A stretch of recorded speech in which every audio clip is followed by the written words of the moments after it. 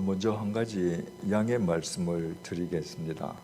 이곳에 도착해서 자동차에서 내릴 때까지 양복 윗돌이 단추가 달려 있었는데 강대상에 오르기 직전에 어디에서 떨어졌는지 단추가 없어졌습니다. 주일 예배 시간에 목사에게 양복은 예복인데 예복에 단추를 채우지 못하고 설교하는 비례를 양해해 주시기 바랍니다. 오늘날 터키 대륙 남동쪽에 위치했던 수리아의 안티옥 교회는 2000년 기독교 역사상 최초로 이방인 땅에 이방인을 위해서 세워진 이방인 교회였습니다. 바울과 바나바, 그 유명한 두 사람이 그 유명한 안티옥 교회 공동 담임 목회자였습니다. 한참 교회가 부흥하고 있을 때 안티옥 교회 교인들은 성령 하나님의 명령에 따라서 그들의 공동 담임 목회자였던 바울과 바나바를 전도자로 파송했습니다. 물론 바나바와 바울도 주님의 명령에 순종했습니다. 전도팀의 우두머리는 바나바였습니다. 그리고 바나바와 바울의 수행원으로 두 사람을 따라 나선 사람은 전도팀의 우두머리였던 바나바의 사촌동생 마가였습니다. 청년이었습니다. 우리말 성경은 마가를 바나바의 조카라고 번역되어 있는데 헬라어 원문에 기록되어 있는 아네프시오스라고 하는 단어는 조카가 아니라 사촌 동생이라는 말입니다. 그들의 첫 번째 전도지는 지중해에 있는 구브로 섬, 영어식으로 발음하자면 사이프러스 섬이었습니다. 그런데 그 사이프러스 섬을 관통하면서 복음을 전한 뒤에 그 다음 전도지인 터키 대륙 남쪽 항구 버가에 도착했을 때 전도팀에 사달이 났습니다. 수행원이었던 청년 마가가 아무 말도 없이 그냥 집으로 돌아가 버린 것이었습니다. 청년 마가가 구브로 섬을 관통하는 동안에 전도팀의 우두머리가 자기 사촌 형님 바나바에서 바울로 바뀐 것에 대해서 불만을 품었기 때문인지, 아니면 예루살렘 부잣집 외아들이었던 마가가 막상 전도 여행 현장에 들어가 보니까 너무나 고되어서 포기해버린 것인지, 그 이유는 알 수 없지만은, 그러나 하나님의 일을 하기 위해 손들고 나섰던 청년이 중간에서 무단 이탈해서 집으로 돌아가 버린다는 것은 대단히 무책임한 행동이었습니다. 2000년 전에 배를 타고 갈 수 있는 구간을 제외한 나머지 구간은 일반인들은 모두 걸어 다녀야 했습니다. 아무리 먼 길이라고 해도 산을 넘고 강을 건너 걸어갔습니다. 걸어가다가 시장길을 느끼면 배낭에 들어있는 마른 빵을 꺼내어서 맨입으로 씹었습니다.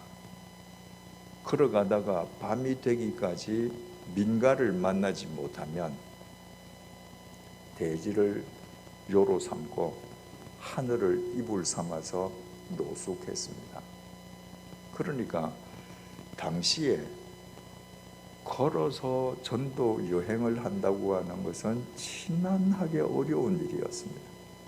그럼에도 불구하고 최단 1년에서 최장 2년이 소요되었던 것으로 추정되는 1차 전도 여행 기간 동안에 바울과 바나바는 수행원의 도움 없이 무려 2000km를 이동하면서 12개 성읍에 복음을 전했습니다. 그리고 자신들을 파송했던 수리아 안티옥 교회로 귀환했습니다. 이를테면 성령 하나님의 명령을 성공적으로 완수하고 지금 교회로 금이 환향한 것입니다. 교인들이 얼마나 기뻐했겠습니까? 그 직후에 유대에서 내려온 어떤 유대인이 안티옥 교회의 평지 풍파를 일으켰습니다. 그가 주장하기를 안티옥 교회는 이방인 교회 아닙니까? 이방인 당신들은 아무리 예수를 열심히 믿어도 모세의 율법에 따라서 우리 유대인처럼 할례를 받지 않으면 절대로 구원받지 못한다고 주장한 겁니다. 그러니까 이방인들은 충격을 받았죠.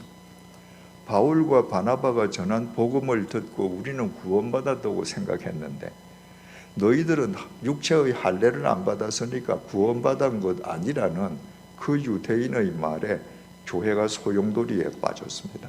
위기였던 것입니다. 그때 바울이 지혜롭게 바나바와 함께 즉각 예루살렘으로 올라가서 사도들을 만나서 이방인 그리스도인들은 육체의 할례를 받지 않아도 된다는 공식 교리를 받아왔습니다. 만약에 그때 바울과 바나바가 예루살렘으로 올라가서 그 공식 교리를 받아오지 않았더라면 갔더라도 사도들이 아니야, 이방인들도 유대인처럼 육체 할례를 받아야 돼. 그러면 우리 역시도 예수 믿는데 할례를 받아야 되냐 안 되느냐 아직도 소용돌이 속에 있을 것입니다. 여하튼 바울이 예루살렘에서 사도들의 공식 교리를 받아옴으로 해서 교회의 소용돌이는 잠잠해졌습니다. 다시 평화가 왔습니다. 그리고 교인들은 부흥했습니다. 그러니까 바울의 인생에서 볼 때에 바울이 일평생 가운데에 가장 육체적으로 편안하게 지낼 수 있는 시기였습니다. 자, 교인 늘어나죠. 교회를 뒤흔들던 문제는 없어졌지요. 교인들이 부흥한다는 것은 헌금이 늘어날 거 아니겠습니까?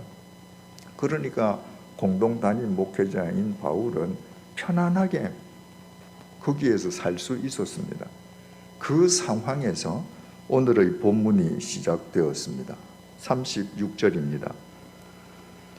며칠 후에 바울이 바나바더러 말하되 우리가 주의 말씀을 전한 각 성으로 다시 가서 형제들이 어떠한가 방문하자 하고, 바울은 이제 육체적으로 편안하게 된 그 시기가 며칠 지나지 않았을 때 바나바에게 제안을 했습니다. 바나바야, 우리가 1차 전도 여행 때 갔던 12성읍 있잖아. 그 성읍을 다시 찾아가자. 말하자면 2차 전도 여행을 다시 시작하자는 겁니다. 1차 전도 여행과 차이가 있다면 1차 전도 여행은 성령님께서 명령하신 것이었습니다. 그 명령에 순종하기 위해서 바울과 바나바는 그 고행의 전도 길을 떠났습니다. 2차 전도 여행은 성령님의 명령이 없었음에도 불구하고 바울이 자신의 의지로 편안한 삶을 내버리고 가봐야 되겠다는 겁니다. 이유는 당시까지만 해도 기록된 신약 성경이 없었습니다. 자기가 1차 전도 여행 때 찾아가서 복음을 전한 12성읍들, 그 사람들은 다 예수 믿지 않던 사람들이 복음을 전했습니다. 그들 사이에 영적 지도자가 있을 리가 없습니다. 그 사람들이 지금도 예수 잘 믿고 있는지, 외부에서 누가 들어가서 그들을 뒤흔들고 있는 거 아닌지, 실족한 거 아닌지, 시험 당하는 거 아닌지, 이런 생각을 하니까 바울은 편안하게 자기 안위를 누릴 수가 없었던 것입니다. 그래서 바나바에게 우리 다시 2차 전도 여행을 떠나자고 제안을 했습니다. 37절입니다.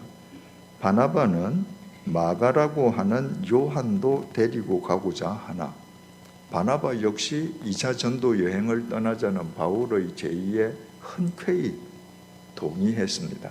한 가지 조건이 있었습니다. 자기 사촌 동생 마가를 이번에도 또 데리고 가자는 겁니다. 그 마가가 어떤 청년입니까? 1차 전도 여행 때 수행원으로 따라 나섰다가 아무 이야기도 없이 무단 이탈해서 집으로 돌아가 버린 무책임한 청년입니다. 그런데 그 무책임한 청년이 바나바에게는 자기 혈족이거든요. 그래서 이번에도 우리 마가를 데리고 가자. 38절입니다. 바울은 밤빌리아에서 자기들을 떠나 함께 일하러 가지 아니한 자를 데리고 가는 것이 옳지 않다 하여 바울은 밤빌리아의 버가 항구에서 무책임하게 무단 이탈한 마가를 또 데리고 가는 건 그건 옳지 않아. 합당하지 않아. 반대했습니다. 헬라어 원어 성경을 보면 말입니다. 바나바가 자기 사촌 동생 마가를 데리고 가자고 한 행동과 그 말을 듣고 바울이 그렇게 하는 것은 옳지 않다고 한 행동이 둘 다 미완료형으로 기록되어 있습니다. 헬라어에서 미완료형은 반복되는 행동을 의미합니다. 그러니까 바나바가 그래 가자. 근데 말이야 이번에도 우리 사촌 동생 데리고 가자. 그랬더니 바울이 아니 밤빌리아 버가에서 그렇게 무책임하게 집에 돌아간 청년 그 데리고 가는 거 옳지 않아. 이렇게 한 번 얘기하고 끝난 게 아닙니다.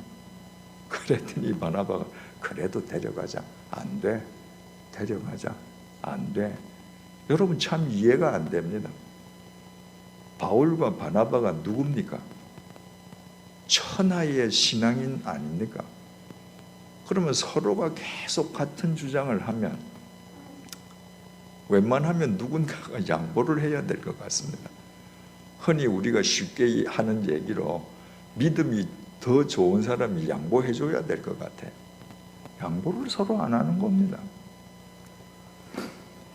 39절 서로 심히 다투어 피차 갈라서니 바나바는 마가를 데리고 배 타고 구브로로 가고 인간 관계에서 있을 수 있는 가장 살벌한 단어들이 여기 다 기록되어 있습니다.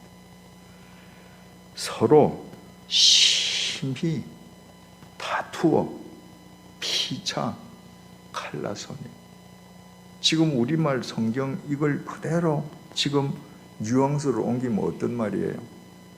데리고 가자 안 돼. 데리고 가자 안 돼. 팽팽하게 의견이 맞서다가 너 정 그래? 그럼 우리 상종하지 말자. 그리고 완전히 절연한 것 같습니다. 그래서 두 사람이 결별했습니다. 마가 때문에. 그리고 바울과 결별한 바나바가 자기 사촌 동생을 데리고 먼저 1차 전도 여행의 첫 번째 행선지였던 구브로 섬은 바나바의 고향입니다. 그리로 먼저 떠나버렸습니다. 여러분, 바울이 바나바에게 우리 2차 전도 여행을 다시 시작하자고 제안한 이유가 무엇이었습니까? 1차 전도 여행한 그리스도인들의 신앙 상태가 지금 어떤지 알 수가 없으니까 거기를 다시 찾아가자는 거 아니었습니까? 1차 전도 여행지는 구브로 섬을 거쳐서 터키 대륙으로 올라가서 오늘날 터키 대륙 중부 지방을 다녔던 거거든요. 그 코스를 가자는 거였습니다. 그런데 바울과 결별한 바나바가 먼저 1차 전도 여행지 첫 번째 행선지였던 구브로로 가버린 거예요. 그러니까 바나바하고 지금 결별했는데 바울이 그 바나바 뒤를 쫄래쫄래 따라갈 수는 없지 않겠습니까? 40절에서 41절입니다. 바울은 신라를 택한 후에 형제들에게 주의 은혜에 부탁함을 받고 떠나 수리아와 길리기아로 다니며 교회들을 견고하게 하니라. 바나바가 마가를 데리고 구브로 섬으로 떠났기 때문에 바울은 예루살렘에서 내려온 신실한 신라를 수행원으로 삼아서 바나바가 갔던 반대쪽, 그러니까 북쪽으로 터키 대륙을 향해서 올라가기 시작한 겁니다. 바울이 떠나갈 때에 그 안티옥 교인들이 주님의 은혜를 기원하는 축복의 인사를 해줬습니다. 바나바가 갈 때는 그런 말이 없습니다. 그러니까 교인들은 바울을 더 좋아하지 않았나 이런 생각이 듭니다. 바나바와 결별한 바울이 바나바가 간 쪽과 반대 방향을 택해서 어쩔 수 없이 올라가는데, 그렇다고 해서 바울에게 자기 그림이 없었던 것이 아닙니다. 오케이, 바나바 너 1차 전도 여행지 첫 번째 행선지로 네가 먼저 내려갔지. 그러면 나는 북쪽으로 올라가는데 오케이, 나는 내 그림이 있어. 나는 그 그림을 내가 이룰 거야. 그 그림이 뭐였는가? 사도행전 16장 6절입니다. 성령이 아시아에서 말씀을 전하지 못하게 하시거늘 그들이 부르기아와 갈라디아 땅으로 다녀가. 여기에서 아시아라고 하는 것은 터키 대륙의 서부 지역을 일컫습니다. 그게 아시아 대륙이 따로 있고 소아시아 반도가 있고 아시아라는 로마 제국의 행정구역이 있는데, 이 아시아는 행정구역상 터키 대륙의 서부 지역을 일컫는 거예요. 그러니까 바나바와 결별한 바울이 지녔던 첫 번째 그림은 오케이, 난 말이야 터키 대륙 서부 지역으로 가서 복음을 전할래. 왜? 서부 지역으로 향해 가면 1차 전도 여행 때 복음을 전했던 터키 대륙의 도시들을 관통하게 되어 있습니다. 그러니까 1차 전도 여행 때 복음을 전했던 성읍들을 내가 둘러보고 내가 서부 지역으로 진출할 것이야. 이런 그림을 가지고 올라갔는데, 무슨 일인지는 알 수 없지만 성령님께서 아무 설명도 없이 바울의 길을 막으셨습니다. 어떻게 막으셨는가? 우리는 모릅니다. 중요한 사실은 바울은 성령님에 대해서 민감한 안테나를 갖고 있었습니다. 성령님께서 너 그쪽으로 가지 마 라고 하실 때 그것이 성령님의 명령이라고 즉각 받아들였습니다. 그리고 자기 그림을 찢었습니다. 그리고는 북쪽으로 올라갔습니다. 왜? 첫 번째 그림이 무산되었기 때문에 바울에게는 또 두 번째 그림이 있었던 것입니다. 16장 7절입니다. 무시아 앞에 이르러 비두니아로 가고자 애써되 예수의 영이 허락하지 아니하시느니라. 바울의 두 번째 그림은 무엇이었는가? 터키 대륙 제일 북쪽에 있는 무시아로 가서 거기에서 비두니아, 그러니까 동진하는 거였습니다. 터키 대륙 북쪽에서 오케이, 내 동쪽으로 나가면서 복음을 전하겠어. 그런데 이번에도 예수님의 영이 바울을 가로막았습니다. 바울이 주님, 제가 첫 번째 그림 찢었는데 내가 이 두 번째 그림 이건 내 마음대로 하게 해주셔야죠. 그러지 않았습니다. 바울은 두 번째 그림도 또 찢었습니다. 무시아에서 동쪽으로 가려는 자기의 그림을 주님께서 막으셨기 때문에 그 그림을 찢으니까 갈 곳이라고는 반대쪽밖에 없습니다. 그래서 반대쪽 서쪽 해변을 향해서 계속 내려갔습니다. 언제까지? 성령님의 확실한 사인이 있을 때까지. 그렇게 내려가다가 드로아라고 하는 항구에 도착한 날 밤이었습니다. 16장 8절 무시아를 지나 드로아로 내려갔는데 그날 밤에 무슨 일이 있었는가? 16장 9절. 밤에 환상이 바울에게 보이니 마게도냐 사람 하나가 서서 그에게 청하여 이르되 마게도냐로 건너와서 우리를 도우라 하거늘. 드로아에 도착한 날 밤에 바울이 실물을 본 것이 아니라 환상을 보았습니다. 어떤 환상? 마게도니아 사람의 환상입니다. 그 마게도니아 사람이 말하기를 바울이여, 이 마게도니아로 건너와서 우리를 좀 도와주세요 하는 환상이었습니다. 여러분, 이것은 바울의 생에서 대단히 중요한 순간이었습니다. 왜? 바울은 터키 대륙 남쪽 항구 다소에서 태어난 사람입니다. 터키 대륙은 아시아 대륙에 속해 있습니다. 바울의 1차 전도 여행도 전부 다 터키 대륙에 국한되어 있습니다. 사이프러스 섬을 빼고는. 그러니까 만약에 바울이 바나바와 결별하지 않았더라면 1차 전도 여행했던 성읍들, 다시 말하면 터키 대륙 중부 지방만 2차 여행 때도 맴맴 돌았을 것입니다. 그런데 성령께서 계속 막으셔서 드로아로 갔는데 마게도니아 사람이 환상으로 나타나서 도와달라는 거예요. 마게도니아 사람은 에게 바다 너머에 있는 유럽 사람입니다. 그때까지 바울은 유럽에 가서 복음을 전해야 된다고 단 한 번도 생각해 보지 않았습니다. 왜? 자신이 속해 있는 아시아 대륙도 엄청나거든요. 오늘날 터키 대륙만 해도 엄청난 땅덩어리거든요. 그러니까 바울의 머릿속에는 유럽이 자리 잡을 틈이 없었습니다. 그런데 느닷없이 그 드로아에서 마게도니아 사람이 주석을 가하자면 그 아시아 대륙에 있는 바울이요, 에게 바다를 건너서 와서 우리 유럽 사람 좀 도와줘, 이렇게 얘기한 겁니다. 아시아 대륙에서 태어나서 아시아 대륙에서 공부하고 아시아 대륙에서 어른으로 살고 있는 뼛속까지 아시아 대륙인인 바울이 어휴, 내가 무슨 헛개비 봤나 봐, 이거 아니야, 그러지 않았습니다. 생각해보지도 않았던, 한평생 꿈도 꾸지 않았던 유럽 사람의 환상임에도 불구하고 바울은 그것이 헛것이라고 생각하지 않았습니다.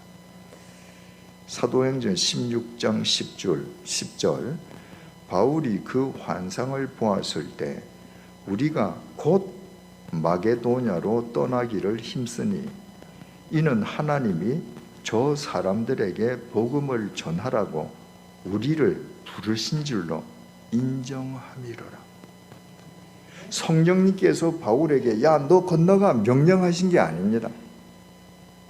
그런데 그 드로아에서 마게도니아 유럽 사람이 도움을 요청하는 것을 보고 아, 하나님께서 이것 때문에 내 그림을 2번이나 찍게 하셨구나. 주님께서 나로 하여금 저 유럽 대륙으로 건너가서 저 사람들에게 복음을 전하라고 하시는구나라고 인정하고 이튿날 날이 밝기가 무섭게 마게도니아로 가는 배를 구해서 탔습니다.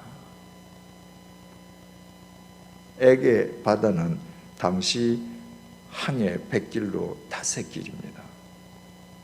그 5길, 그 배를 타고 도착했습니다. 마게도니아 행정구역상 로마 제국의 마게도니아죠. 거기에서 어떤 일이 있었는지 우리는 알고 있습니다. 강가에서 루디아라고 하는 자주장사 여인을 만나서 복음을 전했습니다. 그 여인이 주님을 영접하고 세례를 받았습니다. 기독교 역사상 최초의 유럽 그리스도인, 유럽 세례교인 제1호가 된 것입니다. 얼마나 신비스럽습니까, 여러분? 루디아는 지금 유럽 대륙 마게도니아 발칸 반도에 있습니다. 빌립보에. 그 루디아를 주님께서 구원하시기 위해서 저 아시아 대륙 터키 남동쪽 수리아 안티옥 교회에 있는 바울을 2000km를 이동해서 그곳에 닿게 했습니다. 루디아가 구원받았습니다. 하나님께서 이 사람 구원하게 하시려고 환상도 보게 하시고 내 그림 2번이나 찢으셨구나. 이제 성공했네. 그리고 바울 돌아가지 않았습니다. 거기에 발을 디뎠기 때문에 계속해서 데살로니가, 베레아를 거쳐서 아테네, 고린도까지 갔습니다. 바울이 2차 전도 여행 때 고린도까지 유럽 대륙 발칸 반도를 누볐기 때문에 그의 3차 전도 여행도 당연히 터키 대륙을 거쳐서 유럽 대륙으로 가는 곳이었습니다. 고린도에서 바다를 건너가면 로마 제국의 심장인 수도 로마에 이를 수 있습니다. 고린도 바닷가에 선 바울의 눈에 그 로마가 보이지 않았겠습니까? 그래서 2차 전도 여행을 끝낸 바울이 3차 전도 여행을 할 때 에베소에서 로마도 봐야 되겠다. 내 마지막 생을 던질 때는 로마야. 이게 2차 전도 여행 때에 다 그의 마음속에서 일어났던 비전이었거든요. 그리고 3차 전도 여행 때 고린도에 가서 그 유명한 로마서를 기록합니다. 로마서는 복음의 진수라고 말을 합니다. 왜 그런가? 성경에 있는 편지들, 바울 편지들 가운데에 다른 편지는 모두 바울이 방문해서 교회가 세워진 교인들의 문제에 대해서 바울이 답하는 글들입니다. 그러니까 이미 바울이 가서 복음을 전했습니다. 복음을 설명할 필요가 없는 거예요. 그들이 지금 당면한 문제에 대한 해답만 주면 됩니다. 그런데 3차 전도 여행 때 고린도에서 바울이 로마서를 쓸 때에는 바울이 아직 로마에 찾아가기 전입니다. 그러니까 만나지 않은 미지의 로마에 있는 사람들에게 복음을 전하기 위해서 쓴 글이 로마서입니다. 그래서 로마서가 가장 복음을 잘 설명하고 있습니다. 복음이 뭐냐? 로마서가 설명합니다. 그 복음의 진수가 3차 여행 때 로마서에서 고린도에서 쓰여졌습니다. 그뿐만이 아닙니다. 그 바울이 2차, 3차 전도 여행을 하면서 제국의 수도 로마 제국의 심장인 수도 로마가 거의 심장에 박혔기 때문에 예루살렘에서 유대인들의 모함으로 투옥되고 가이사라 감옥으로 이송되어서 2년 동안 투옥되어 있다가 마침내 로마 시민의 자격으로 로마 황제에게 상소해서 로마로 들어갑니다. 그리고 그 로마에서 참수형을 당해서 순교를 당하지 않습니까? 로마 제국의 심장 로마를 순교의 피로 벌겋게 물들인 겁니다. 그 바울에 의해서 로마 제국이 새로워지는 기틀이 만들어졌습니다. 보십시오. 얼마나 엄청난 일입니까? 바울 한 사람에 의해서 유럽 대륙의 미래가 새로워졌고 로마 제국의 미래가 새로워졌고 결과적으로 인류의 미래가 새로워졌기에 우리도 복음을 접하게 되었습니다. 여기에서 우리가 주목하지 않을 수 없는 것이 있습니다.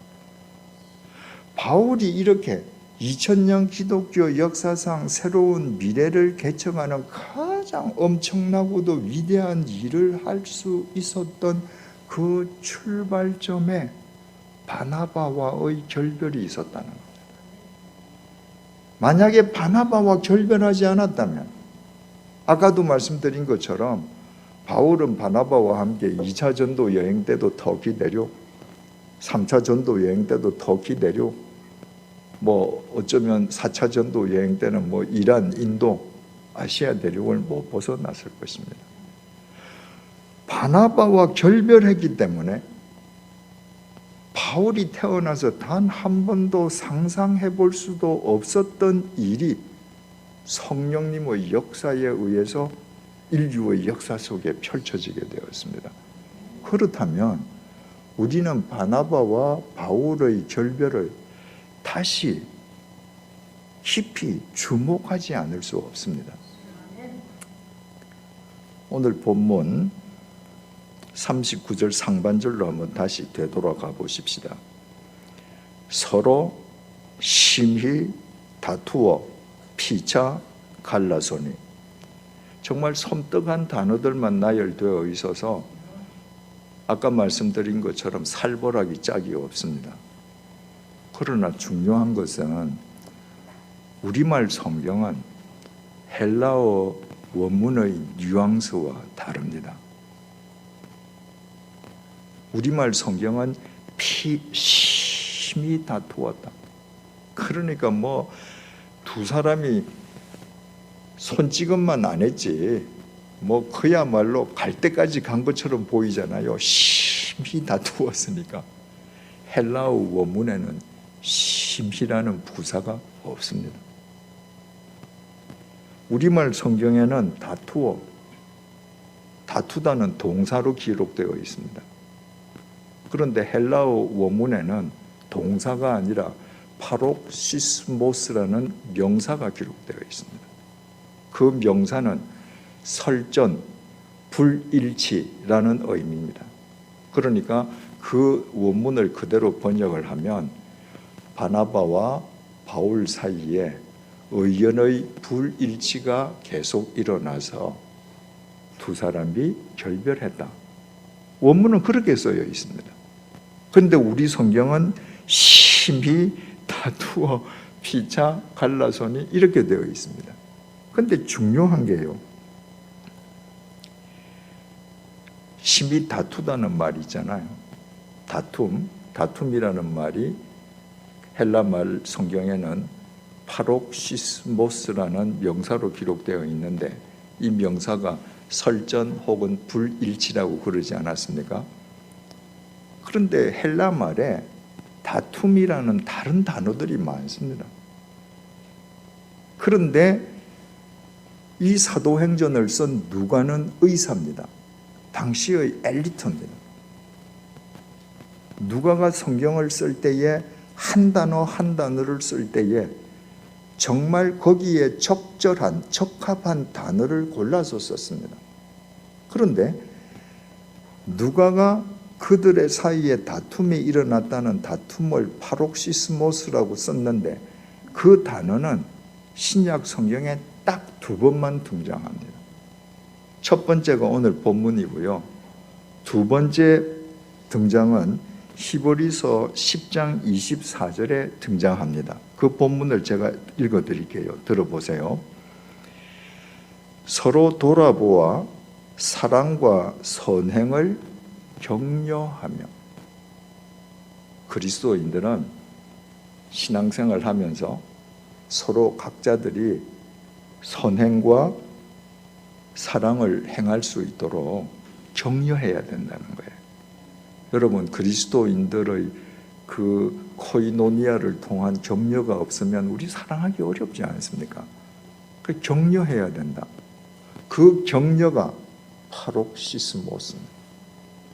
이 파록시스모스라는 이 단어는 2개의 뜻이 있는 거예요. 첫 번째 뜻은 설전, 불일치. 두 번째 뜻은 격려입니다. 왜 누가가 이 중의적 의미를 지니고 있는 이 단어를 써서 바울과 바나바가 다투었다고 기록을 했겠습니까? 우리가 이 본문을 볼 때마다 우리가 생각하는 것처럼 둘이서 정말 온갖 감정의 배설까지 다 해가면서 이제는 다시 상종도 안 해 절연한 것이 아니라 서로가 의견이 일치되지 않는 것을 확인한 다음에 오케이.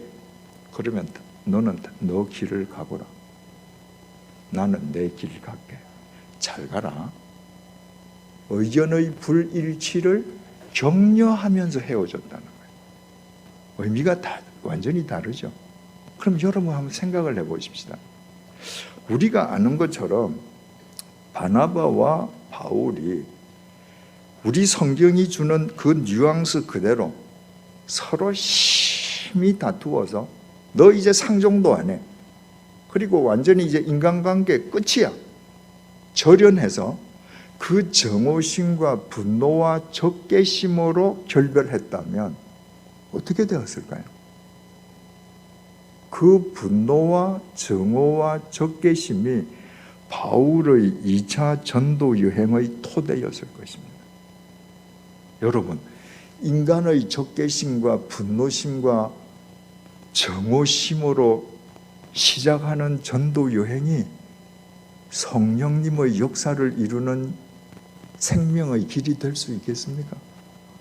만약에 바울이 분노하고 정오하고 적개심을 가지고 그래 너 가, 나 다시 안 봐, 나는 내대로 2차 전도 여행 시작할 거야 라고 시작했더라면 그는 절대로 자기 그림을 2번이나 짓지 않았을 것입니다. 너 바나바 너에게 본때 한번 보여줄 거야. 전도 여행은 이렇게 하는 거야. 혈연에 매이는 거 아니야. 그리고 자기가 그렸던 그림, 터키 대륙 서부 지역, 2번째 그림, 터키 대륙 북부 지방, 그 그림을 고수했을 것이고, 그랬더라면 그는 유럽 대륙 로마 제국 인류의 역사를 새롭게 하는 주님의 섭리를 이루는 도구는 결코 되지 못했을 것입니다. 바울이 이 3차 전도 여행을 하면서 자기가 상상치도 못한 유럽에 가서 복음을 전하고 그곳에 교회가 세워지는 것을 보면서 되돌아볼 때 그 분기점에 바나바와의 결별, 자기가 형편없는 인간으로 폄훼했던 마가가 있다는 사실을 바울도 깨달았습니다. 그래서 고린도 전서 9장 6절은 바울이 3차 전도 여행 때 에베소에서 쓴 글입니다. 거기에 이런 내용이 있습니다. 어찌 나와 바나바만 일하지 아니할 권리가 없겠느냐. 바울이 지금 말하기를 나는 주 예수 그리스도 때문에 열심히 일한다. 나라고 해서 너희들처럼 놀 권리가 없겠니? 당연히 권리가 있음에도 불구하고 그 권리마저도 나는 주님 앞에 바쳐. 그 이야기를 하면서 어찌 나와 바나바만 일하지 아니할 권리가 없겠느냐. 바나바 이야기를 같이 하면 이미 이때 바울은 바나바와 다시 동력하고 있는 겁니다. 우리에게도 놀 권리가 있어. 그러나 바나바와 나는 말이야, 봐, 우리는 이렇게 주님을 위해 우리 생을 바치고 있어. 그뿐만이 아닙니다. 바울이 로마의 감옥에 갇혔습니다. 이제 참수형 당할 날이 시시각각으로 돌아옵니다. 바울이 쓴 글 가운데에 가장 마지막에 쓴 글이 디모데 후서입니다. 그 로마의 지하 감옥에 갇혀서 바울이 돌아봤을 때 자기가 무책임하다고 폄훼했던 마가, 그 마가 덕분에 바나바하고 결별하게 되었고, 그 결별이 유럽 대륙 로마 제국의 복음화로 이루어졌다는 것으로 보았을 때 자기가 그 당시에 마가를 폄훼했던 것이 미안한 겁니다. 그래서 디모데후서 4장 11절 하반절에 디모데에게 편지를 쓰는 내용 중에 이런 내용이 있습니다. 네가 올 때에 마가를 데리고 오라. 그가 나의 일에 유익하니라. 그래서 마가를 데려다가 바울이 죽기 전에 자기 곁에 두었습니다. 자기가 한때 형편없는 젊은이로 보았던 그 마가를 영적 아들로 삼고 자기가 알고 있는 모든 복음을 다 전수해 줬습니다. 여러분, 이 청년 마가가 나중에 마가복음을 기록한 것은 결코 우연이 아닙니다. 이처럼 마가와 바나바의 결별은 우리가 아는 그런 차원의 결별이 아니고 서로가 의견이 다르다는 걸 확인하고 서로가 서로를 격려하면서 헤어지는 결별이었기에 바로 그 결별이 새로운 역사, 새로운 섭리를 이루는 주님의 역사의 출발점으로 승화될 수 있었던 것입니다. 사랑하는 교우 여러분, 오늘은 소명교회 창립 주일, 지금 우리는 창립 예배를 드리고 있습니다. 무엇보다도 먼저 여러분들께서 여러분들의 몸과 마음과 물질을 다 바쳐서 섬기시던 이전 교회와 결별하지 않을 수 없을 정도로 여러분들이 그동안 느꼈을 절망감, 배신감 위에 주님의 은혜가 함께 하시기를 기원합니다. 그러나 이 창립주일날 여러분들은 그 어느 때보다도 냉철해지지 않으면 안 됩니다. 여러분, 한번 우리 한국 개신교를 되돌아보십시다. 140년 전에 선교사들이 들어와서 처음 복음을 전하던 그 선교 초기 시대에는 믿지 않는 사람들이 복음을 받아들여서 교회를 이루었겠죠. 그때를 제외하고 지나간 세월 동안에 SBS 보도의 최근 보도에 의하면 지금 현재 남한 땅에 개신교회가 8만 개가 있는데 이 8만 개가 어떻게 개척되고 창립되었겠습니까? 대부분은 어느 교회인가 다니던 교인들이 나와서 세우지 않았겠습니까? 안 믿는 사람들이 모여서 교회가 된다는 건 있을 수 없는 일이지 않습니까? 그러니까 대한민국의 8만 개 교회 거의 절대 다수는 어느 교회인가 다니던 분들이 이런저런 이유로 정말 주님이 주인이신 교회 우리 한번 만들어서 섬기자, 정말 참된 교회 우리 만들어서 우리가 주님께 영광 돌리자, 그런 마음으로 세운 교회가 지금 8만 개입니다. 그런데 어떻습니까? 한때 개신교인 1200만 명이라고 한국교회가 공공연하게 자랑을 했습니다. 지금 각 교단들이 발표하는 교인 숫자를 다 합쳐도 그때의 반토막 아래입니다. 청년들이 교회를 떠난 것은 이미 오래전입니다. 수많은 교회에 교회 학교가 없습니다.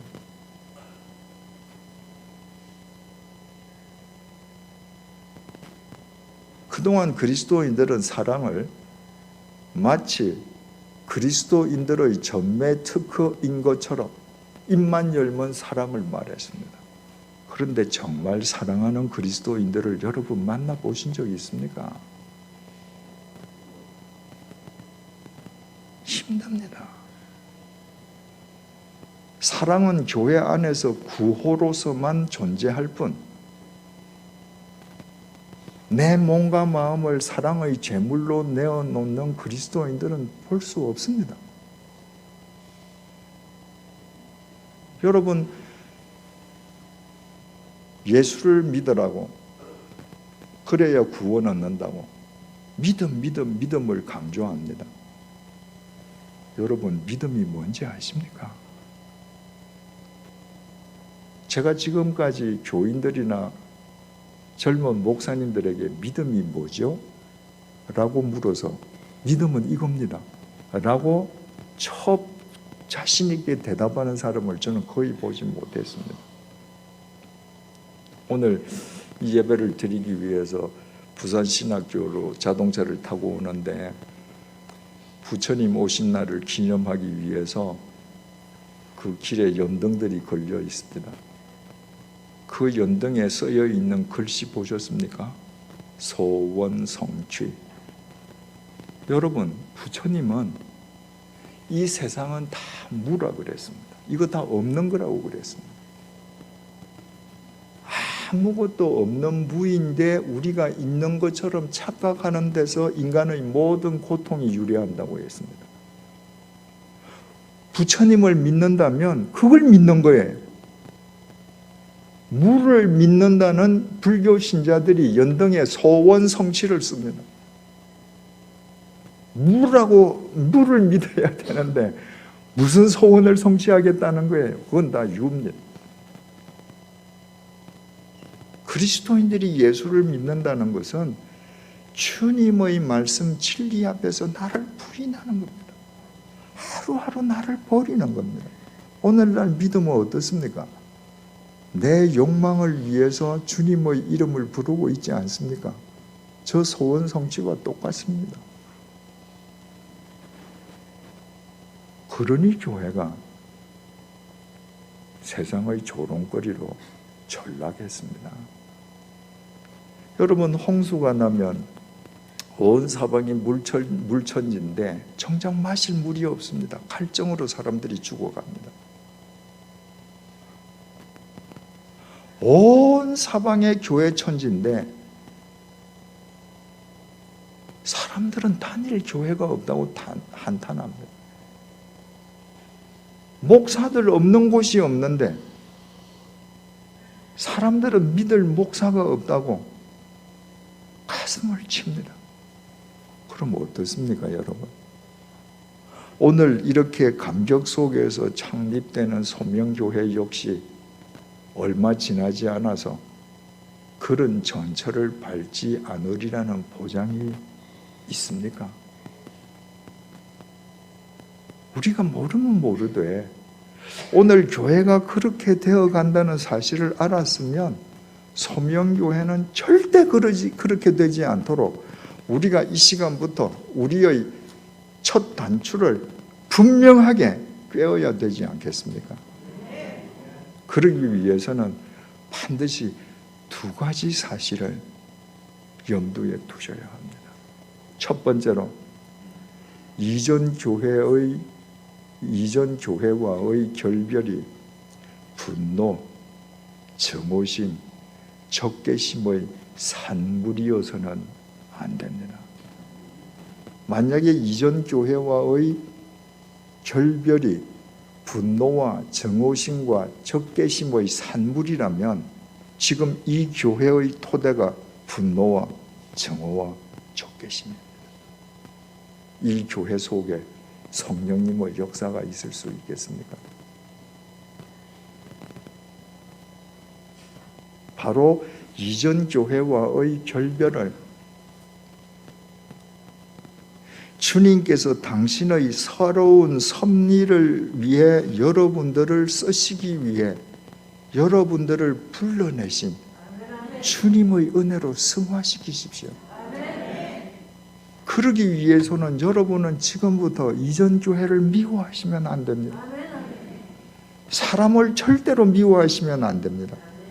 오히려 그 교회와 결별되어 새로운 도구로 사용하시는 주님께 감사하면서 이 교회가 시작되어야 합니다. 여러분들이 새로운 섭리를 위한 도구가 되게끔 여러분들이 그 교회에서 떠나지 않을 수 없도록 해준 그 교회 교인들에게 감사해야 합니다.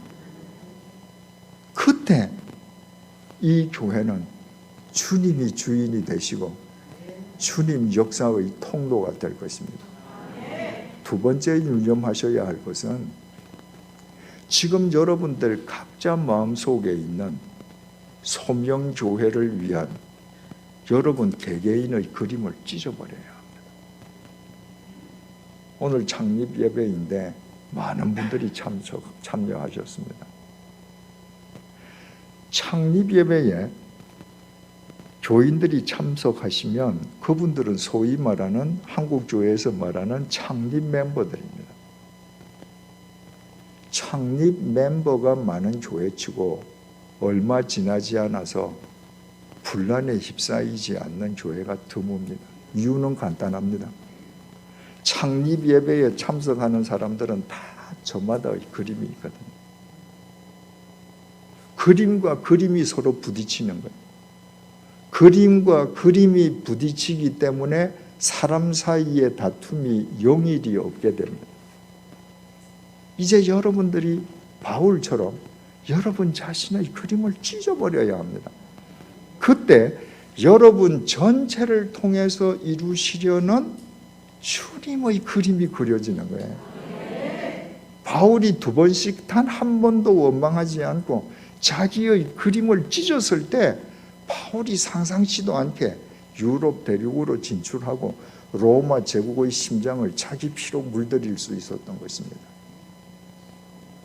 사랑하는 교우 여러분, 오늘 창립 예배를 드리는 여러분들께 우리 주님께서 예레미야 29장 11절을 통해서 이렇게 말씀하십니다. 여호와의 말씀이니라 너희를 향한 나의 생각을 내가 아나니. 여러분, 우리를 위한 하나님의 생각은 하나님만 아십니다.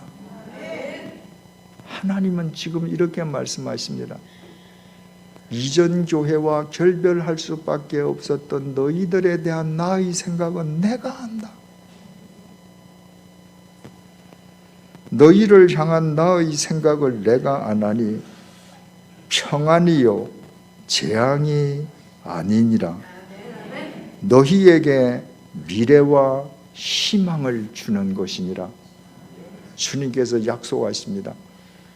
여러분들로 하여금 이전 교회와 결별하게 하신 것은 여러분들의 범죄로 인한 재앙이 아니라고, 여러분들에게 새로운 평안, 새로운 미래, 새로운 희망을 주시기 위함이라고, 바꾸어 말해 여러분을 틀어 새로운 역사를 이루시기 위함이라고 주님께서 약속하십니다. 사랑하는 교우 여러분, 그 주님께 감사하십시다. 여러분의 그림을 찢으십시다. 그동안 혹 마음속에 분노와 적개심과 배신감을 품고 있었다면 이 시간 땅속에 묻으십시다. 그리고 하나님과 사람들에게 감사함으로 오늘을 시작하십시다. 그때 아시아 대륙에 있던 바울 한 사람을 들어 유럽 대륙과 로마 제국, 인류의 역사를 새롭게 하신 하나님께서 부산에 있는 소망교회를 들어 한국교회와 대한민국 그리고 인류의 역사를 새롭게 하실 것입니다. 기도하시겠습니다.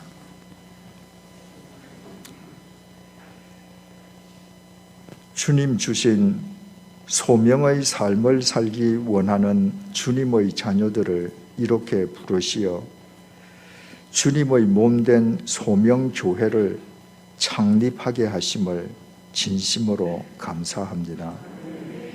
이전 교회와의 결별이 재앙이 아니라 새로운 평안 그리고 새로운 미래와 희망을 주시려는 주님의 섭리임을 알게 하시니 감사합니다.